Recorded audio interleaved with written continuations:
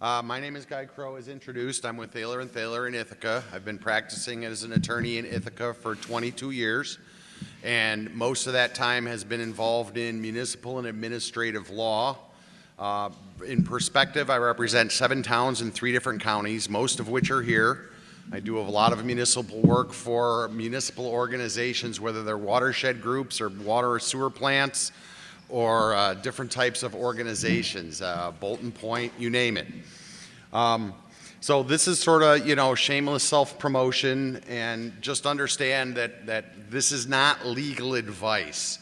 This is an outline, and I'm going to go through a number of issues, very largely topographical and based on the environmental conservation law, explaining what options communities have, and I'm not going into the field of zoning and moratoria. That's our next person who's not looking at nuisance controls, things like that. But I don't want to use the zoning word because that's not really what I'm aiming at. But what I want to do is show you that there are a lot of tools available in New York law, despite all the scary messages that you've heard, to protect whatever it is that you think is valuable and important in your community. So with that, whoops, I got to point it that way. I want to cover, because it's a big issue, preemption and supersession, because no matter what you do in municipal law, particularly with towns and villages, not as big an issues with city and county, but you have preemption and supersession issues. All powers that a town has as a government is given to it by the sovereign. In this case, the sovereigns are the state of New York and the United States government. So that grant of power is subject to all sorts of restrictions based upon what the federal government and the state government allow you to do or not to do. So it sounds like maybe there's not a lot you can do, and that's not what really happened. Powers are stated in the New York Constitution, are granted to towns to have home rule by the Constitution. It's a constitutional right of towns to have self-government.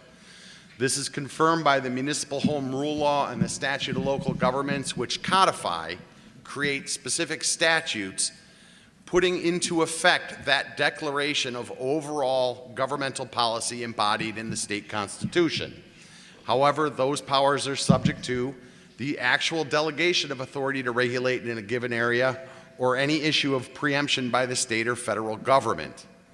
Preemption can arise in 2 ways. It can either be express preemption or implied preemption. Express preemption would be something like your town cannot, for example, regulate where airport landing lights are located. You can't touch it. That's federally regulated, period. Implied preemption is a much trickier thing because it doesn't have to even say it's a question of preemption, but it's interpreted and construed as preemption. So sometimes you'll see these terminologies discussed in terms of conflict preemption and field preemption. And the important thing to know about preemption is it applies to the whole of an area of law, but even within a given law, it can apply to a specific individual clause within that law. So for example, if there were an international port located in Enfield, and you had a rule about warehousing, that may be fine. But if that rule about warehousing impeded the operation of commerce at that port, it would be impliedly preempted by the Commerce Clause of the Federal Constitution. So I'm trying to give you a feel for how squirrely some of this can get. So implied preemption arises in a lot of ways, but the 2 most common ways are, 1, as you can read, municipalities, even if not adopting an inconsistent law, they cannot adopt a law where a legislature, the state legislature in this case for almost all our examples, has established by declaration an important state policy, and that policy generally needs to be imbued with a vital or important public purpose or a necessary state power. In other words, the state's law couldn't go into effect if the municipality overrode it because there's a necessary state power involved. For example, common example, you would not have authority to tell state troopers where they could park on Route 81 to do ticketing, or how or when they could do ticketing. State troopers are governed exclusively under state law, and the municipality cannot regulate them. It's a necessary state power for the state troopers to act under state law and not local law. That's a very simplified example, but I want you to get a feel for where some of these lines are. The second is, and this is generally what they call field preemption, where the state has enacted a detailed or comprehensive regulatory scheme in a particular field. And the judicial language you see surrounding this type of holding is there's just no room for anyone else to regulate. Okay? This is at the heart, in some sense, of the Dryden litigation. They haven't gotten to the question of implied preemption. It's hiding in there. They're dealing with express preemption, which is the meaning of the particular ENCON law 23-03 subdivision 2. In any event, I'm going to move because I have a few slides to get through. Now, if you read the history of the municipal home rule law and all the flowery language that came out about it, what the legislature said when they passed it was that this was to expand local power. It was to give home rule and confirm the power of home rule for municipalities. Having worked with it for many years, I found the exact opposite to be true. What it took was a broad general base of common law that municipalities had and tightened down on exactly where they could use it. My opinion is it actually restricted home rule powers because it delineated specific areas where home rule could be exercised, whereas before you could exercise it anywhere. New York is a partial home rule state. It is not a true home rule state. Texas is a true home rule state. In Texas, a municipality can adopt a law completely inconsistent with state law. As long as the state law hasn't expressly prohibited them from doing it, they can't. In New York, there are all sorts of rules about whether it's a general or specific state law as to whether you can supersede it. Now, the important thing to understand about preemption, and in particular the environmental conservation law issue that's in question, is that it says that it preempts local laws. The state has no power to preempt a grant of authority from the federal law. And that preemption of local laws doesn't override an express grant of authority of either state power to the municipalities, such as building and code enforcement, where you're performing a state function, not a local function. And it doesn't override other expressly granted powers that the legislature has given the municipality. So it's a very squirrely preemption clause, and that's why it's leading and has led to litigation. Okay. Just to give you a bit of background, Municipal Home Rule Law, Section 10, Subdivision 11. This is sort of the backbone of how municipalities can regulate a lot of different things that affect that individual municipality. Because as you know, New York State is everything from New York City to Niagara Falls, and one rule doesn't fit all. Municipalities have local power for the protection and enhancement of physical and visual environments. Subsection 12, you can regulate order, safety, health, and well-being of persons or property therein.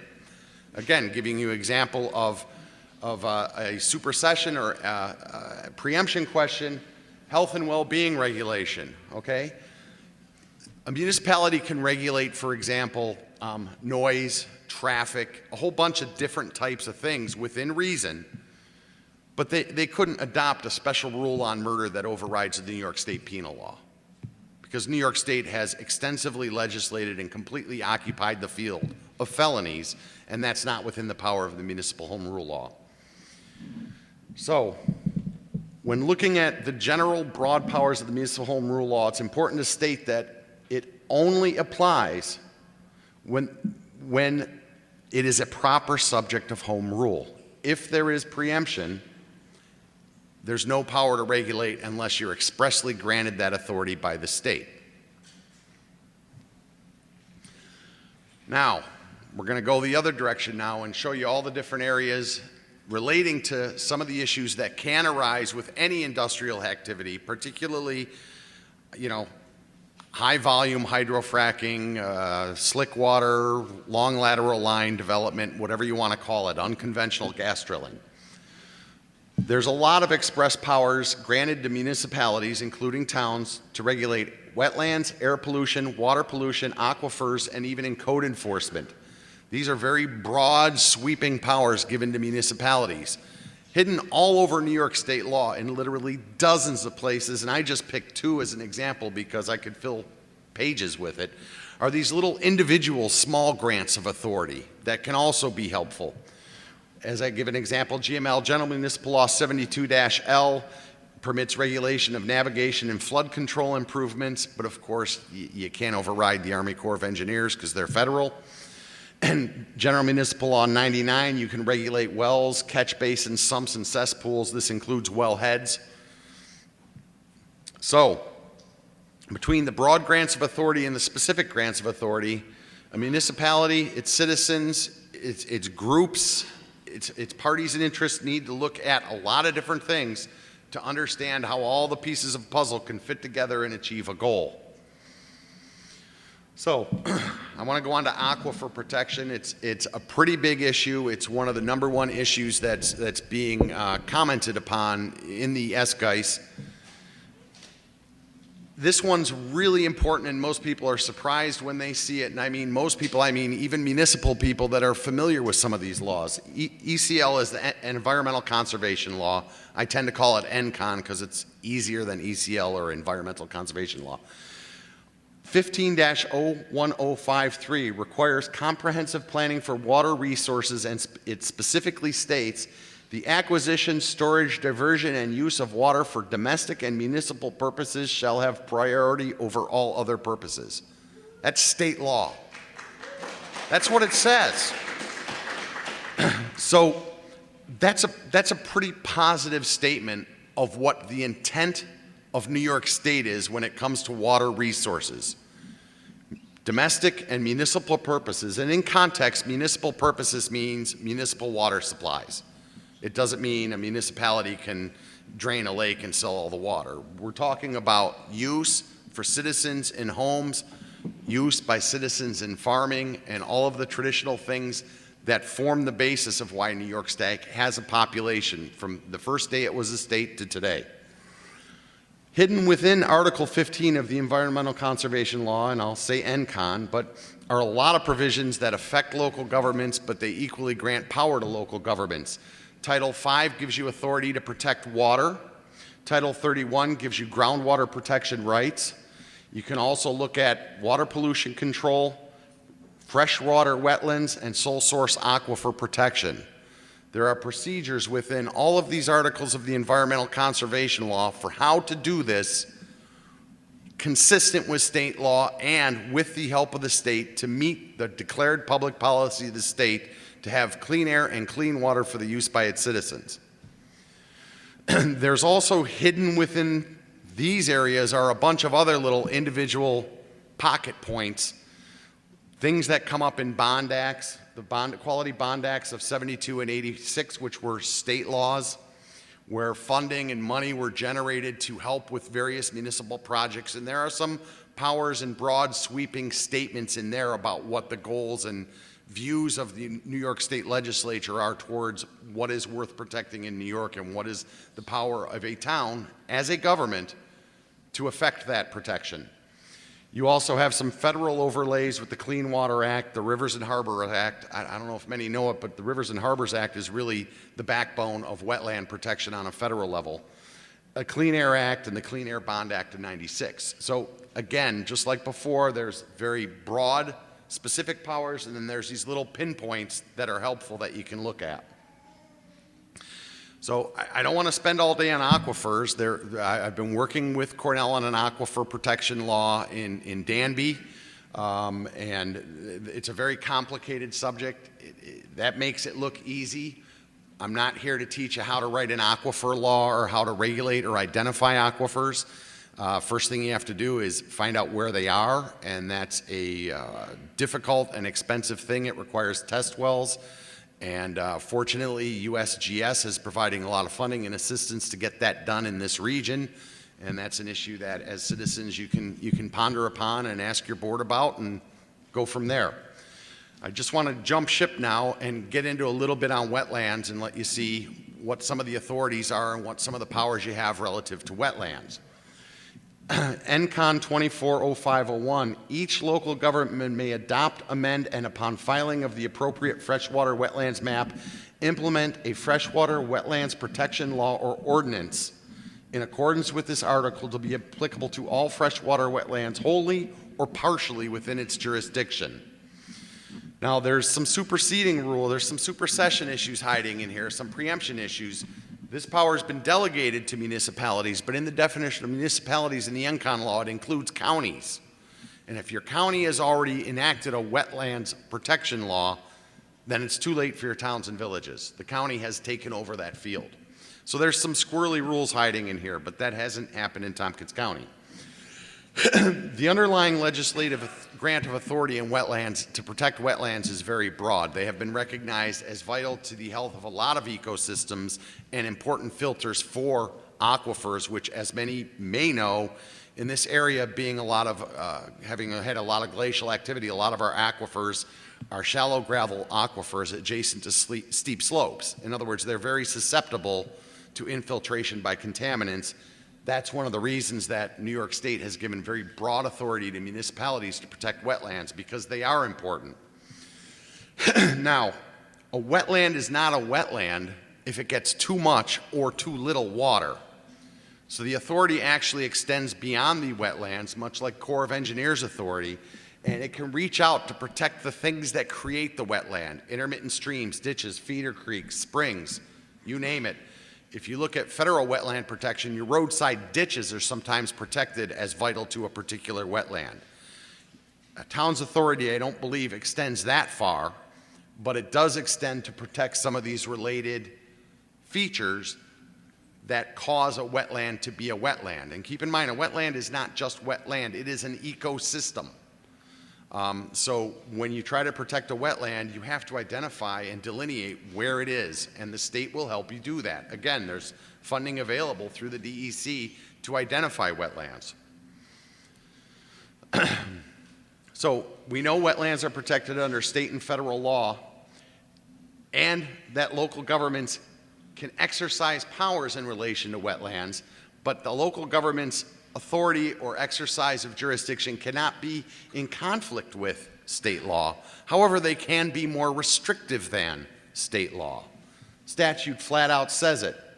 240105, no local freshwater wetlands protection law or ordinance shall be less protective of freshwater wetlands than the procedure set forth in this article. You are not allowed to be less protective than the state, but you're allowed to be more protective than the state. And that's to fulfill the state's stated goal of protecting these vital ecosystems. So 240507 becomes very important, and it looks like a nothing little throw-in, but it's big, because when you deal with the Corps of Engineers, you deal with regulated and non-regulated wetlands. When you deal with the DEC, you deal with something called jurisdictional and non-jurisdictional wetlands. A lot of definitions in there, but in a nutshell, sort of taking off all the fat and trying to get to the kernel, a jurisdictional wetland is a mapped wetland, and by the way, you can't rely on the maps. They haven't been updated in over 10 years, and they have no money earmarked to do it. So mapped doesn't necessarily mean appears on the map. It means it's been mapped by the DEC. Jurisdictional wetland is a mapped wetland that is 12.4 acres or larger, okay? However, non-jurisdictional wetlands, those that are under 12.4 acres, are left exclusively to local regulation, and there are even exemptions in the wetlands laws to allow towns to ignore some of the New York State requirements and to vary some of the New York State requirements. So there's a lot of plenary authority for local governments to deal with non-jurisdictional wetlands. I can assure you that in most areas of Tompkins County, many, many wetlands are non-jurisdictional. Whether or not all of them are deserving of protection, as long as they're not jurisdictional and they're not regulated by the Corps, that's a local decision. So the thing to understand about wetlands is if you take all the feeder creeks, all the streams, all the federal and state wetlands, and all the non-jurisdictional wetlands, and you connect them all together, and you lay down a very broad rule of protection, thou shalt not develop in this area, you could technically be protecting from development a very wide swath of land within your town. There's a flip side to that, because once you start saying don't do this, don't do that, don't do the other within this big area, one, you're going to have the state also regulating with you once you've identified the size and importance of these wetlands. And two, you can have the law of unintended consequences. It might be harder for your citizen just to build a home. And so balance is really important in understanding how to use these tools. So, continuing on wetlands, 0509, no provision of this article shall be deemed to remove from any local government any authority pertaining to the regulation of freshwater wetlands. Okay? This is a very specific statement that local governments have the power to regulate wetlands no matter what. And it's my opinion, though obviously there's been no case on this point, that this is a specific grant of authority likely not to be preempted by NCON 230303, the one currently much debated.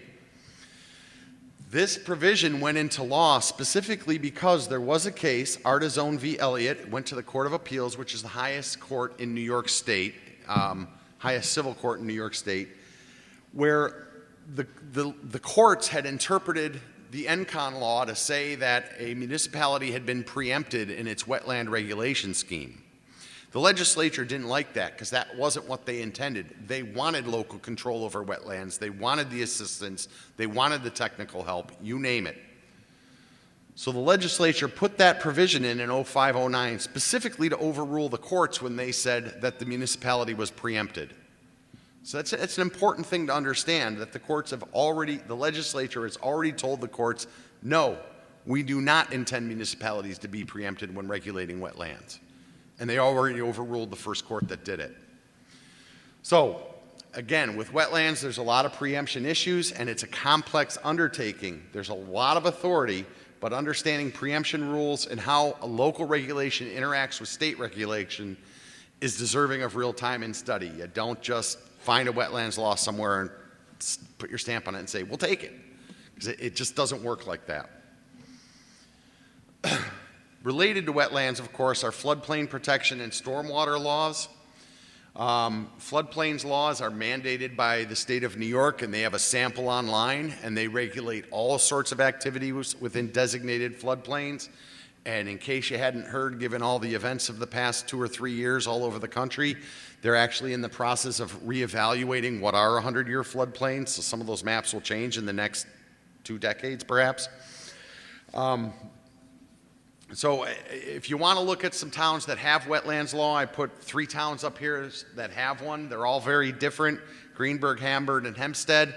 There are others. These are just, I was asked to find a few examples, so I did so. A lot of wetlands regulations are also hiding within stormwater if you're an MS4 community. I don't believe Enfield is an MS4 community. So you don't have mandatory stormwater regulation, but you can opt into stormwater regulation, which can have all sorts of benefits, but again, because of the regulatory costs, it can have detriments too.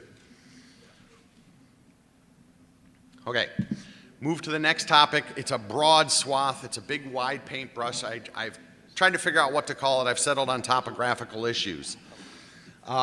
CEAs, critical environmental areas, those are areas that are identified usually locally or by a county, and you register with them with the state, and then they achieve a heightened level of protection from all sorts of different activity based on state authority. So you can regulate CEAs through zoning, through site planning, through local laws, through a lot of different tools. And they generally fall also within your general health and welfare powers under Town Law 130, Town Law Article 16, and the Municipal Home Rule Law. Long been recognized that critical environmental areas are an area that a town may protect.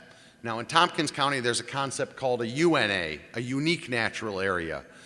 This is an inventory of areas that might have sufficient differentiation or unique natural communities of some sort that they could be CEAs. CEA designation can protect vital areas of your town if you choose to use that as a tool. These topics also dovetail into floodplains, flood prevention, aquifers, protecting aquifer recharge areas and zones. These can be dealt with under stormwater impacts, water pollution controls, and we'll get into water pollution in a little bit. And because what the goal of a lot of these things are is dealing with erosion, stormwater really deals with erosion and sedimentation, which are part and parcel particulate pollution that is also regulated by water pollution controls. So other areas that are related to topographical issues that you can deal with on a regulatory town level, you can protect endangered species, colonies of endangered species in your area, species of concern, UNAs, CEAs we covered, riparian and littoral corridors, and if you don't know what riparian is, stream and riversides, littoral is lakes and stiller water bodies, wetlands, significant natural communities, historic archaeological and cultural places and structures of importance, invasive species, all the way to tree preservation and keeping open natural spaces. Those are all things you're allowed to protect, regulate, or frankly eliminate if you choose to do so through local control. Municipalities also have express powers to promote conservation and open space easements, to use TDR, that means the transfer of development rights. There's a provision in Town Law Article 16 that specifically says that towns can grant the rights to do certain things in exchange for someone transferring development rights. That concept is endemic in what's called cluster zoning, where you try to get someone to get houses closer together so that there's more green open space around for people to use for recreation, for visual beauty, for whatever purposes you identify that you think are laudable and worth pursuing. You also have the right to promote 480A timber tract programs and protect trees in areas of natural forests. And understand that when you're dealing with these type of developmental right issues, development rights is a very broad term. Most people think of development rights as surface developments. Okay, someone has the right to put condos in, so we want to cluster them in tight and keep a lot of the open spaces and buffer areas. But you go down to New York City and you see development rights including things like air rights, light easements, air easements. If you build a big tower and you block light and air from the little building next door, sometimes you are required to purchase their air development rights to build up. Same thing happens going down into the earth. Subsurface rights can also be developed, and there are development rights there as well that can be tied into this. So there's a lot of bases upon which to regulate unique topographical and environmental features within a municipality. And what's really important is for a town as a group, the citizens and its board, to work together to identify what it is that we like about our town and how do we preserve that by protecting its vital features. Is it our transportation systems? Is it our park? Is it our open fields? Is it our farms? Whatever it is, find out what it is, and there are ways to protect it by using these various laws. And the reason that you have these kind of controls, as I said, is there's just too many variables within New York State to have one rule fit all for every community. What is necessary for water protection in New York City is not the same as would be necessary for water protection in the Catskills. Okay, very briefly I want to touch on noise, light, and other nuisances, because there are these powers, there's some that are statutorily based, but a lot of them come out of the common law, things that aren't codified, but they're long recognized powers of a town, because a town is a sovereign, it is a governmental unit, it has its own authority, it exists because it is a government. So a lot of odor, light, and other nuisances, you can include odors, fumes, pollution, the emission of deleterious substances. These can all be nuisances, and they can be regulated as nuisances. Nuisance law is very broad, and truth is that zoning really was born out of nuisance control. The common law power to control and abate nuisances for the public good and the betterment of the community as the whole is the common law underpinning of zoning. You'd have to go back to the 1800s to follow that chain, but that's how it got there. Even activities in local cases preventing the creation of uncontrollable fires or preventing any activity which might impair the provision of emergency services, those can be regulated as nuisances. You would think, well, who would want to impair emergency services? Well, it happens a lot. People want to do a development and don't want to build a road that's adequate to carry a standard fire truck. You don't have zoning, you don't have a lot of road regulation, maybe you can't control them in the traditional ways. Nuisance gives you an option. It's a very broad power. Again, it needs to be carefully used because it suffers from the same thing that all laws suffer from, unintended consequences. You have to distinguish, however, public versus private nuisances. Generally speaking, a town as a government has the authority to regulate public nuisances, has very little authority to regulate private nuisances.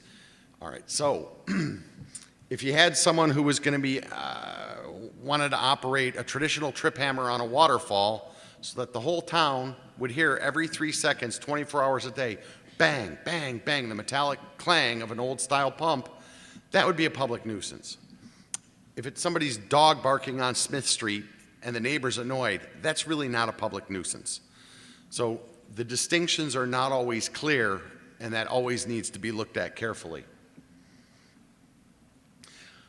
Now, a lot of communities, the big push so far has been moratoria and zoning, but a lot of communities in upstate New York don't have zoning, don't have it, aren't thinking about it, don't want it. So where do they look to find laws dealing with nuisances that can tell them, well, maybe someone else has done this, has done a good job or a bad job before. Where do we start? Where can we look? Well, I picked a bunch. Some of these are municipalities that have zoning, but what they've done can stand alone.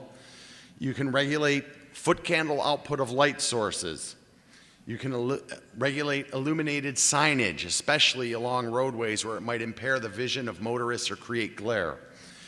Parking facilities, light trespasses and nuisance from light you can regulate. Telecommunications towers and their lighting can be regulated.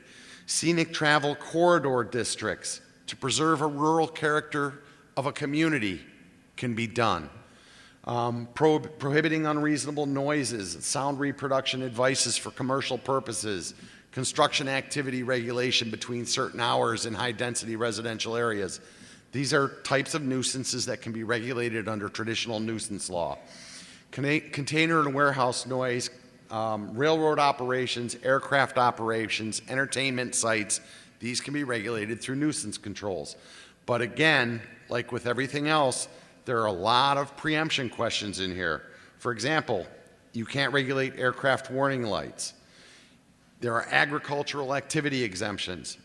The discharge of a 12 gauge shooting at a whitetail will produce decibel levels that will likely exceed most noise ordinances, but you don't have the power to tell people they can't do that. Okay, that's within the state power. Cities have that power, villages have that power, towns generally do not. Again, you can regulate noise and construction activities, but you can't necessarily regulate all vehicles. Essential pickup and delivery of local goods and services is constitutionally protected because you're using a public highway in interstate commerce. If you want to keep trucks off roads, then I want to ask you, how do you get your propane or heating oil? So there are some things that you can't do. So again, you've got a lot of preemption issues hiding even within nuisance law. All right, air pollution. This one has a couple of really surprising elements in it. Hopefully you're not asleep by now. Air pollution was originally regulated under the public health law, and now it's part of the ENCON law. It principally came from a federal mandate, the Clean Air Act. Most of you have heard of it. And what basically happens is the federal government is in charge of promulgating ambient air quality standards. And they pass the responsibility partially down to the states to enforce their air standards to measure, control, regulate, etc. The state does that through a SIP, a state implementation plan, which is registered with the federal government. New York's SIP is very unusual in a couple of regards. So New York State implements mainly emissions requirements through a state implementation plan, and that's all codified in Environmental Conservation Law, Article 19, and in a battery of regulations, but there are also New York regulations hiding in the Code of Federal Regulations. So few sources to check when you're looking at this stuff.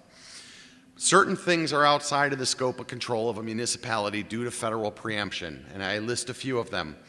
Aircraft emissions, motor fuels, and hazardous air pollutions.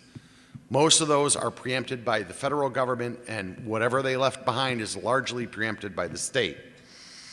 One important thing to understand is that the ENCON law in the state of New York differentiates strongly between existing emissions or pre-existing emissions and new emissions. There's more authority to regulate new sources of emissions than there are to regulate existing sources of emissions. What does all this mean? New York State, like in wetlands, does not preempt a local government from having stricter air quality standards than the state does. You all heard of the California emissions control, which used to be stricter than the national standard. That was perfectly allowable. As a municipality, a town, a village, a county, a city can have stricter local controls over air pollution than the state has, so long as you don't conflict with the state's controls and you're in conformance with their requirements. There's a case, New York Court of Appeals, specifically said that, and the loser tried to go to the Supreme Court, and the Supreme Court, in a very, basically said, we're not looking at it, the court's correct. We're not taking the appeal, sorry, you're done, you lose. So again, even within this broad power that you have to exceed the state's air ambient standards and regulations, there's all these little pinpoints of exceptions. One of them, just to give you an example of how obscure they are, Public Authorities Law 1266, exemptions for municipal transit authorities. You can try to regulate certain types of admissions, but if it's a public bus, they can pollute all they want. So it's a complex area, and you also have the ultimate preemption. You can't unreasonably interfere with interstate commerce when you're regulating air pollution. So 190301 requires the DEC to formulate and execute plans with municipal groups and other agencies to control air pollution in the state of New York. Not many people know that, and I'm not sure what they do to implement that statutory requirement, but it's been used successfully in the past to ban MTBE, take it out of gasoline and other products. And it was also successfully used as a tool to deal with perchloroethylene, which many of you may know as the old-style dry cleaning fluid, which is a carcinogenic volatile organic compound. It's also been used to deal with regulation of solid waste burning, and really was at the heart of why you can't do a lot of outdoor burning, except with a few exemptions in Tompkins County and elsewhere. My question is, since you have certain issues with pipelines, such as vapor clouds, or certain environmental issues affecting air pollution from hydrofracking, such as methane release, couldn't that provision be used by the DEC to coordinate with local governments to deal with some of those air pollution problems? The answer is yes, it could. Whether it will or not, I think, is an open question. Here's one of the weird twists. Noise and odors are defined as air pollution by law in New York State. Noise is air pollution in New York State. You have the authority to regulate noise, not as a nuisance, though you can. You can also regulate it as a form of air pollution. It's specifically defined as air pollution in ENCON 190107 and in the regulations. The government has approved New York's state implementation plan under the Clean Air Act and has accepted this. So the federal government's approved it too. So there is authority to regulate a broad body of nuisances hiding within the air pollution laws of New York State. So you could spend hours on this topic. I just want to point three specific statutes that are so broad in the authority they grant to a local government that they can be generally surprising. I call them the big three. A lot of complex stuff, lots of ways to misstep, but the language that New York State has stated, what it has declared as its public policy, is pretty broad and pretty startling. 0703, it is the purpose of this article to provide additional and cumulative remedies to prevent and abate air pollution and air contamination, Nothing in this article shall abridge or alter rights of actions or remedies now or hereafter existing, and I underline the part that I found particularly great, nor shall any provision of this article or anything done by virtue of this article be construed as a stopping individuals, counties, cities, I like the word towns, or the state from the exercise of their rights to suppress nuisances or to prevent or abate air pollution or air contamination. That's pretty broad. They've took all of nuisance law, including odor and noise, and said, Article 19 of the ENCON law is something that is in addition to whatever your other powers are, and nothing in this article is allowed to stop you as a town from helping us to control air pollution. That's a pretty broad grant of authority. 2, this article shall not be construed as repealing any laws relating to air pollution or contamination not expressly repealed, and it shall be construed as ancillary to and supplementing laws now in force unless they're in direct conflict. Now, if you don't have a local air pollution or air abatement law, or you don't have regulations that really deal with problems that are endemic to air pollution and their effects on public health, some of this won't really help you. But again, it shows you how broadly the state was trying to say, we really, really believe air is important to our state and our citizens. And when they say the laws now in force, they're not talking just about local laws. They're talking about other state laws, other local laws. So if you have something to do with air pollution in a road law, you require road construction at certain times a year so that you're not releasing as many hydrocarbons. You use different types of asphalt mixes to try to deal with certain issues. Those, you wouldn't have a problem. You would be protected, and the ENCON law couldn't trump you. This one I really like, 0709. Local laws, ordinances, regulations of any, and I'll just go to town, which are not inconsistent with this article or with the codes, rules, or regulations under this article shall not be superseded by it. And it says nothing shall preclude the right of a municipality to adopt laws or ordinances not consistent with this article. And as long as your local law complies with the minimum requirements in this article or any rule or regulation hereunder, your law shall be deemed consistent with the ENCON law and with its codes, rules, and regulations. Why would the legislature feel a need to say this? Why would it say, as long as you meet our minimum requirements, you shall be deemed consistent with? They're telling the courts, do not preempt our towns. They're helping us with air pollution. That's what that's there for. All right, we're going to switch topics again, and sorry to do that, but I want to get to traffic, trucks, and roadways, because if you're looking at industrial activity, particularly hydrofracking, your roadways are a really serious concern. Whether you're for or against gas drilling, whether you think it's going to be in your backyard or not, the pass-through traffic is already affecting New York State. They're already taking the brine water, which is late volume flowback water, and spreading it on highways in New York. This stuff's already happening. But this area is expressly not preempted by the environmental conservation law, but there are still other forms of preemption because there is a right to travel. It's constitutionally recognized at the state and federal level. There is a right of public use in a public highway. I mean, that's what it's there for. And there are rights in commerce. Businesses and people acting in furtherance of commerce have the right to use highways to further that commerce, whether it's the delivery of the Sears catalog, the Christmas candy, or the propane to your house to heat your home for the winter. So while there is a presumption of free public use of highways for lawful purposes, there is no presumption, because there's no presumption that allows you to damage the highway. That presumption really is dealing with ordinary use in a reasonable manner. So damage that damages the highway, impedes the safe use of that highway by the traveling public, can be regulated. And New York has laws specifically saying, town, you can do it.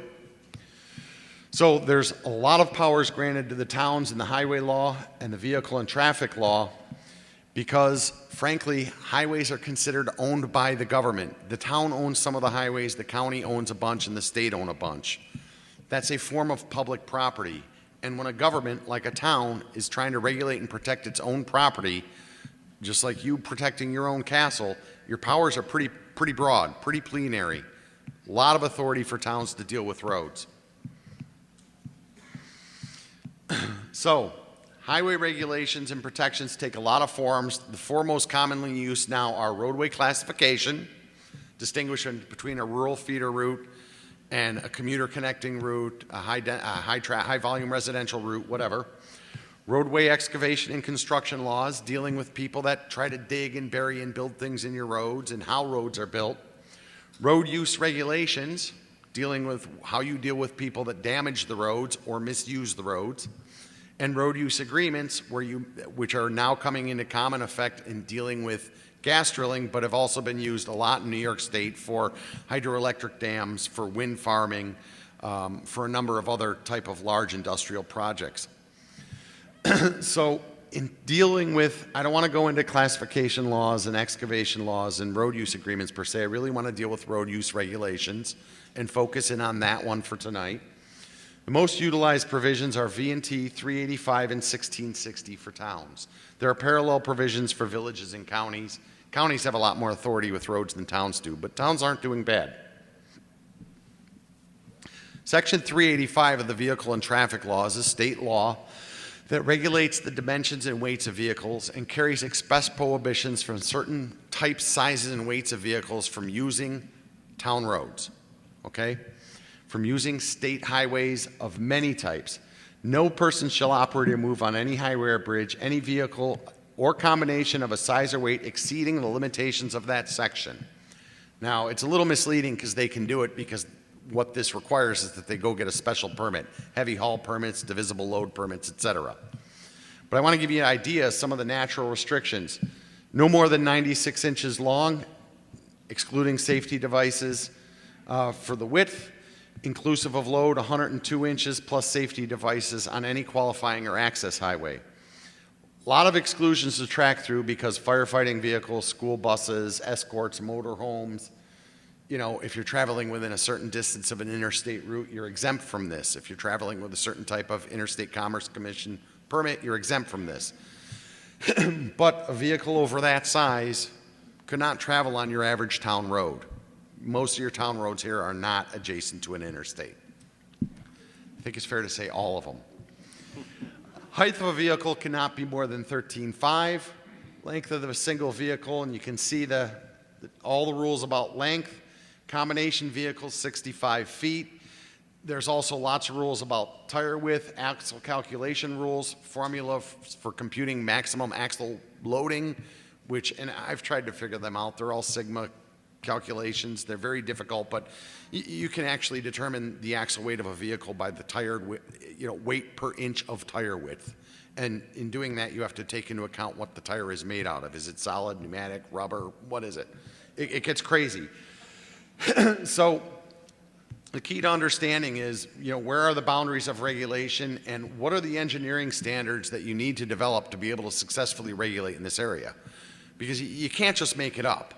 I mean, understanding how vehicles impact roads and how roads are degraded and need to be repaired and upkept, that's not the province of a lawyer, a butcher, or a baker. That's an engineering principle, okay? In its heart, there are standards that have been developed. They're all engineering standards, and they determine how you do all these calculations, how you determine how this damage has been caused, what the life cycle of a road is based upon its construction, composition, age, etc.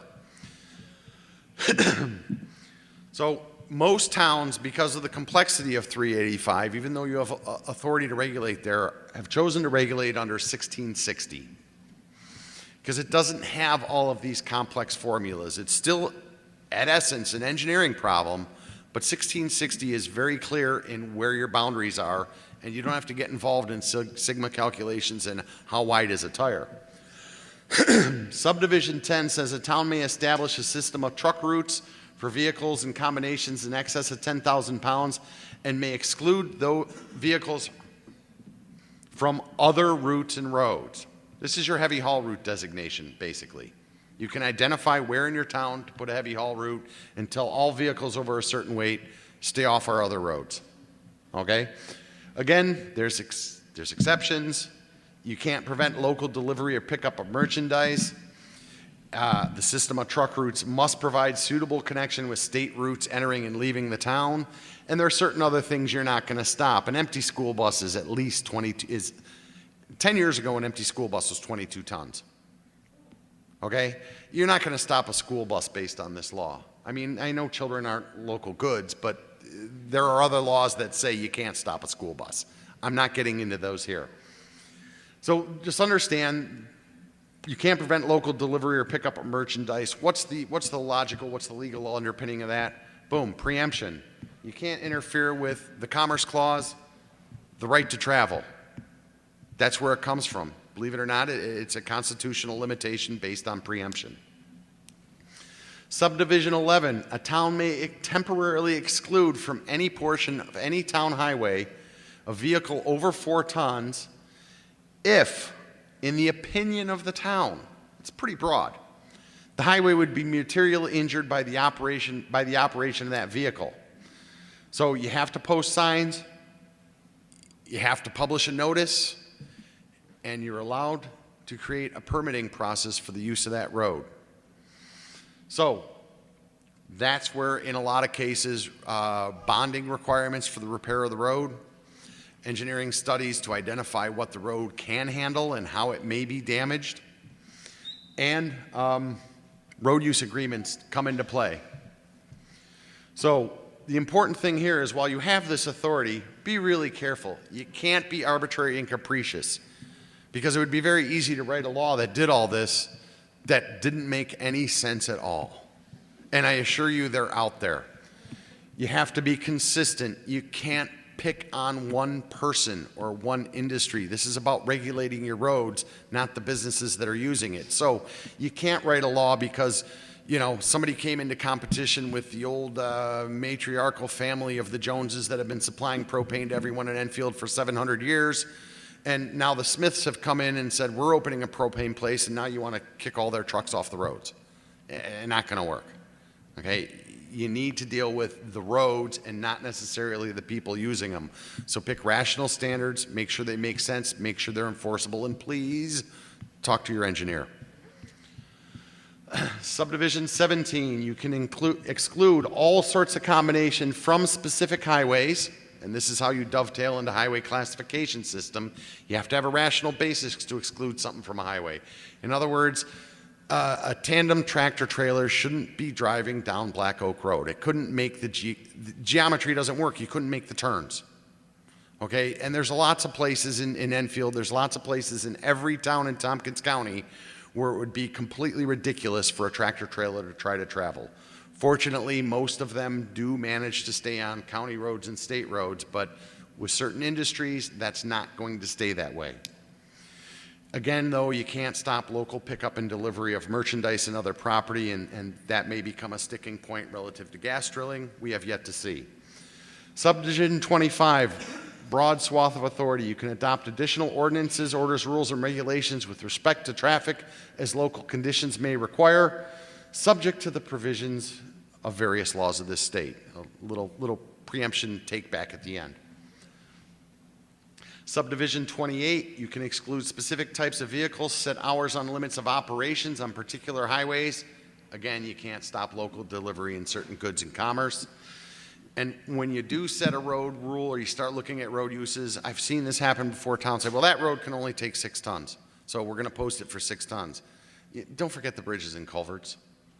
Some of the culverts can't take 6 tons even though the road could. So again, that's why you need engineers. The geometry of a road and the strength of everything on that road needs to be studied. And that's not something I'm qualified to do. I can look at it and say, yeah, I could drive my truck over that. But when you're talking about a vehicle that's, you know, even a half-loaded empty dump truck's going to be 15 tons. When it's loaded all the way to the top, it could damage a bridge or culvert. So, dealing with road use agreements and road use regulations, they're sort of opposite sides of the same coin. They work together. This is my opinion. You need a good basic road use regulation to trigger permitting, to bring the industrial or other user that's going to impact your roadways disproportionately or improperly to the table so that you can talk to them about what they're doing and work out a road use agreement that protects the town highway so the cost of repair of that highway doesn't fall in your next 10 years worth of tax bills. So the reason I like road use agreements as the ultimate solution is not only are they favored in the SGICE from the DEC, but it's an agreement, it's a contract. It itself, as a contract, is protected by the contract clause of the federal and state constitution. You can do things with someone who's using your road by mutual agreement that you cannot do by adverse regulation. So I like the road use agreement as the hook to bring the developer in the door. I mean, the road use regulation as the hook to bring them in the door. The road use agreement as the tool to actually protect your roads without having to go through an excess of regulatory exercises and potentially lawsuits. So one of the themes that I noticed in putting together these various sort of environmental and topographical presentations in roads is there are a myriad of preemption issues, as you can see, and the big one, Environmental Conservation Law 23-0303, Subdivision 2, what happens when two public policies clash head-to-head? What happens if you're preempted from regulating certain aspects of gas drilling, but you're not preempted from regulating air pollution, and those two public policies meet head-to-head in relation to the same problem? What happens when two vital interests of the state run into each other? What happens when that happens? Let me go to another level, and it's not the town exercising municipal authority, it's the town acting as an agent of the state. Classic example, building permits. Believe it or not, doing code enforcement is not technically a town power. It's a town authority. The town is acting on behalf of the state of New York. By regulation, if the town decides not to do code enforcement, it can opt out, and then the county's stuck doing it. And when the county says we're not doing it, it goes back to the State Department of State Codes office. Is the DEC going to tell the New York State Department of State that you can't inspect this particular site, even though there are people housed and working within structures, because you're preempted? Can the state preempt itself? I don't think so. So that's what I get to. It's very clear that building codes do apply to commercial and industrial structures, including oil and gas facilities. This is a state power delegated to the town. It's another aspect of what happens when public policies clash. The answer is unknown, but it's my opinion that as to wetlands, aquifers, and roads, and many of the topographical issues here, the town has the authority to regulate and protect what it is that's important to you as a town. So, a lot more questions hiding in here than I have the time or the ability to give answers to. I've been dealing with the legal aspects of this stuff for 4 to 5 years. I've been working with a lot of municipalities, municipal organizations, the Association of Towns for 2 to 3 years on this topic. And there are other directions you can go as well. You can have a stricter seeker law, environmental review law, so that you can measure impacts. You can do zoning and site plan. You can enhance your building permitting to a certain extent. The threshold question really is always what you can and can't do, and New York State law is unsettled on several points, but NCON 230303 purports to preempt local laws and regulations. It does not preempt federal law and regulations in other areas where New York State has granted specific power to regulate, including aquifers, clean air, water, wetlands, stormwater, building permits, floodplain permitting, etc. So you can get into a really complex question, so it's just trying to regulate air pollution, or simple questions with really complex answers, like how do we really effectively protect our roads?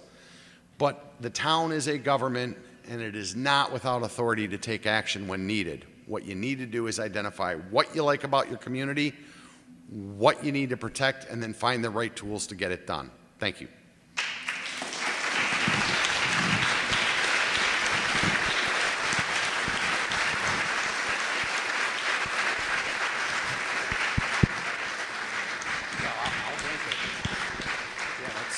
That's got sugar. Thank you, Guy.